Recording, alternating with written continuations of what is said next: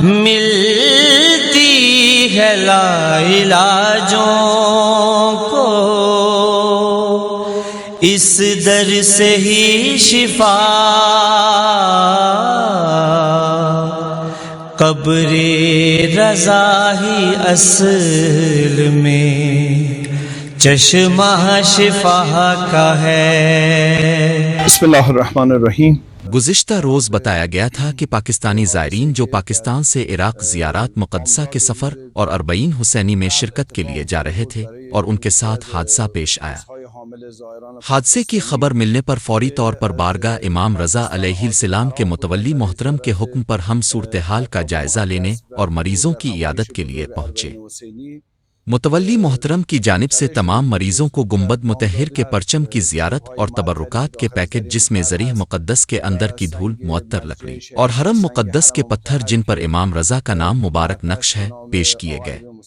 یا ابا عبدالله، مهمونات اومدن در مسیر رسیدن به حریمت، منتها اینجوری رقم خورده براشون پرچم روی گنبد مطهر امام رضا رو هم به نمایندگی از آستان مبارک حضرت رضا آوردن۔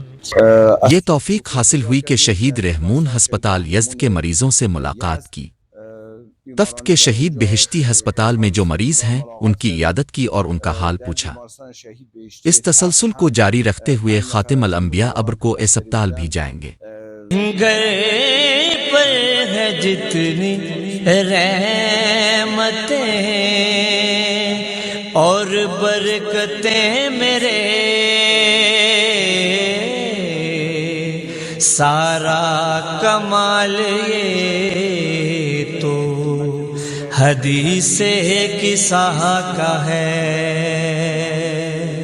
سارا کمال یہ تو حدیث کسا کا ہے۔ بندہ حقیر نے ان ملاقات میں جس چیز کا مشاہدہ کیا، ہسپتالوں میں مریضوں کا حوصلہ بلند دیکھا اور ابا عبداللہ کے ان خاص مریضوں کی ڈاکٹروں اور نرسوں کی ٹیم خصوصی نگہداشت کر رہی ہے اور خندہ پیشانی سے ان مریضوں کی خدمت کی جا رہی ہے۔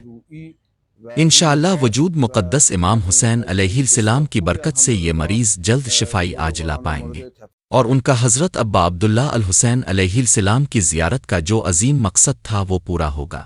حضرت امام رضا علیہ السلام کے حرم مقدس کے متولی کے حکم پر جو خود کربلا میں موجود ہیں، آستان قدس رضوی کی ٹیم نے یزد کے ہسپتالوں میں حادثے میں زخمی ہونے والے پاکستانی زائرین کی عیادت کی۔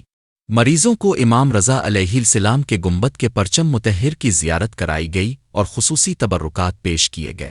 حرم مقدس امام رضا علیہ السلام کے منتظمین کے اس اقدام سے زائرین ابا عبداللہ الحسین علیہ السلام کی بہت دلجوئی ہوئی اور ان کا حوصلہ بڑھا۔ گزشتہ دنوں یزد کے بس حادثے میں شہید ہونے والے پاکستانی زائرین کی میتیں خصوصی طیارے سے پاکستان پہنچا دی گئی تھی۔